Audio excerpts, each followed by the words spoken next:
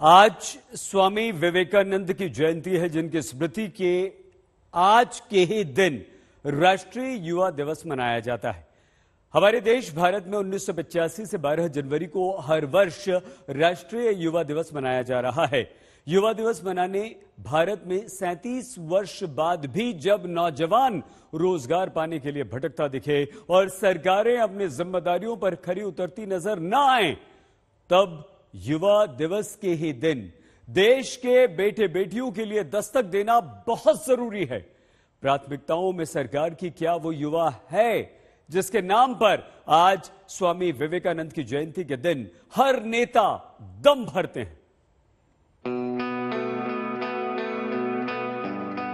स्वामी विवेकानंद की जयंती पर राष्ट्रीय युवा दिवस मनाते भारत के युवा में प्रधानमंत्री नरेंद्र मोदी वो क्षमता बताते हैं, वो सामर्थ्य बताते हैं कि युवा पुरानी पीढ़ियों के बोझ लेकर नहीं चलता, वो उन्हें झटकना चाहता है। प्रधानमंत्री लिखते हैं, यही युवा खुद को समाज की नई चुनौतियों, नई डिमांड के हिसाब से इवॉल्व कर सकता है, नए सृजन कर सकता है।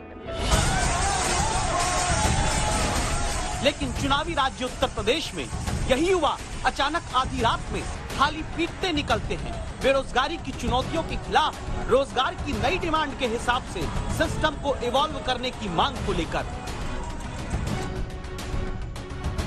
अब देखिए, राष्ट्रीय युवा दिवस पर ही स्वामी विवेकानंद की तस्वीर लगाकर ट्वीट करते राहुल गांधी को, जो लिखते हैं मुझे कोई डर नहीं। इसके साथ राहुल ने एक और ट्वीट किया, लिखा बेरोजगारी एक बहुत गहरा संकट है, इसका समाधान करना पीएम की जिम्मेदारी है। राहुल ने इसमें आगे जोड़ा कि देश जवाब मांग रहा है, बहाने बनाना बंद करो।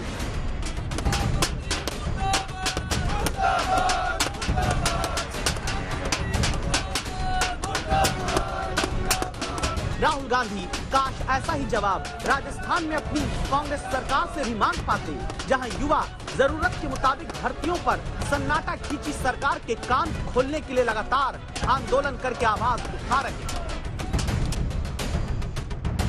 मध्य प्रदेश के मुख्यमंत्री शिवराज सिंह चौहान भी स्वामी विवेकानंद की जयंती पर युवाओं को शुभकामना संदेश देते हैं। उसी राज्य के युवा लाइन में BA, MA, BSc, BCA, BTech की डिग्री लिए चपरासी, स्वीपर, माली की नौकरी पाने के लिए लाचार नजर आते हैं। युवाओं को संदेश देते हुए युवा दिवस पर स्वामी विवेकानंद को याद तो पंजाब के मुख्यमंत्री चरणजीत सिंह चन्नी भी करते हैं। लिखते हैं कि स्किल और एबिलिटी पर युवाओं को सक्षम बनाएंगे। लेकिन जब पंजाब का वही युवा मुख्यमंत्री से अपने रोजगार का हिसाब मांगेंगे, तो उन्हीं युवाओं का मुंह दबाकर सभा से वापस कर दिया जाएगा। तो सिर्फ 12 जनवरी को स्वामी विवेकानंद की जयंती पर युवाओं को शुभकामनाएं देने वाले राजनेता मत देखिए, देखिए युवाओं के साथ रोजगार के सबसे अहम मुद्दे पर हर राज्य, हर दल के शासन में होने वाली बेरुखी को। क्योंकि युवा दिवस के दिन ही मध्य प्रदेश के सीएम शिवराज सिंह चौहान रोजगार मेला आयोजित करते हैं। लक्ष्य है हर महीने एक दिन ऐसे रोजगार मेले लगाकर प्रदेश में 1 लाख लोगों को हर महीने रोजगार दिलाने में मदद करना। मूल रूप से रोजगार के लिए सरकारी कर्ज दिया जाएगा। आज स्वामी विवेकानंद जी की जयंती है और स्वामी विवेकानंद जी योद्धा सन्यासी, जिन्होंने भारतीय संस्कृति की गौरव गाथा की विजय पताका पूरे विश्व में लहराई दी। उनके विचार हमें प्रेरणा से भर देते हैं। तो उन्हीं स्वामी विवेकानंद के विचारों से प्रेरित युवा लगातार पिछले दिनों मध्य प्रदेश में हाथों में हजारों लाखों रुपए खर्च करके हासिल हुई डिग्री लेकर अलग अलग जिलों में चपरासी, स्वीपर, माली, ड्राइवर की नौकरी हासिल करने को लाचार दिखे।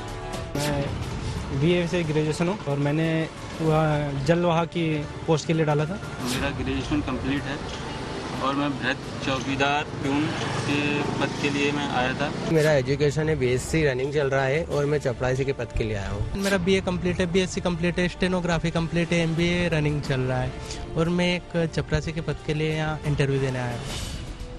फिर मध्य प्रदेश में एक नौकरी के लिए अपनी डिग्री से कहीं कम योग्यता वाले पद पाने को किस्मत आजमाते इन युवाओं की लाइन की लंबाई की चिंता क्यों नहीं होती? सरकार की प्राथमिकता में 108 फीट की ऊंचाई वाली शंकराचार्य की मूर्ति है, जिसे ओंकारेश्वर में बनाने की योजना है। सरकार 2000 करोड़ रुपए खर्च करेगी। मध्य प्रदेश सरकार इस पूरे प्रोजेक्ट को धार्मिक पर्यटन के मकसद से देखती है। परम पूज्य आदि गुरु शंकराचार्य जी महाराज ने देश को सांस्कृतिक रूप से पूर्व पश्चिम उत्तर दक्षिण पूरे देश को जोड़ने का काम किया। ओंकारेश्वर में ही शंकराचार्य ने संन्यास धारण किया था। भगवान आदि शंकराचार्य को ओंकारेश्वर में उनके गुरु गोविंद भगवत्पाद ने संन्यास की दीक्षा दी थी। ओंकारेश्वर में ही आदि शंकराचार्य शंकर से शंकर भगवत्पाद कहलाए थे। लेकिन सवाल अब ये भी है, जो मध्य प्रदेश पहले से 2,53,000 करोड़ के कर्ज में डूबा है, वहां 2000 करोड़ रुपए की मूर्ति का प्रोजेक्ट क्या वाकई जनता के हित में है? कोई भी सरकार हो, किसी भी प्रदेश की सरकार हो, सरकार को कर्जा लेना पड़ता है। आवश्यकता अनुसार ये सब लेना पड़ता है और वो नियम प्रक्रिया से लेना पड़ता है। ये संवैधानिक व्यवस्था भी है, इसलिए मुझे नहीं लगता कि कोई नई बात है। मध्य प्रदेश कर्जे में है, यहाँ का आम नागरिक कर्जे में है और ऊपर से इस तरह की घोषणाएं करना, भाई प्राथमिकता क्या है? सरकार को पहले ये तय करना चाहिए। प्राथमिकता लोगों को रोजगार देने की है, प्राथमिकता जो महंगाई बढ़ी हुई है उसको कम करने की है। मध्य प्रदेश सरकार पर करीब 2.5 लाख करोड़ रुपए का कर्जा है। इस बीच इस बड़े प्रोजेक्ट के जरिए शिवराज सरकार ओंकारेश्वर को विश्व मानचित्र पर धार्मिक पर्यटन केंद्र के रूप में विकसित करना चाह रही है। लेकिन इसी पर कांग्रेस ने सवाल खड़े किए हैं और सरकार से उसकी प्राथमिकताएं पूछ ली है। पूछा है कि सरकार के लिए जरूरी क्या है। मध्य प्रदेश में लाखों बेरोजगारों को नौकरी देना, बेमौसम बारिश से परेशान हुए किसानों को वक्त पर मुआवजा देकर उनके जख्मों पर मरहम लगाना, या फिर 2000 करोड़ रुपए की लागत से इस बड़े प्रोजेक्ट को पूरा करना।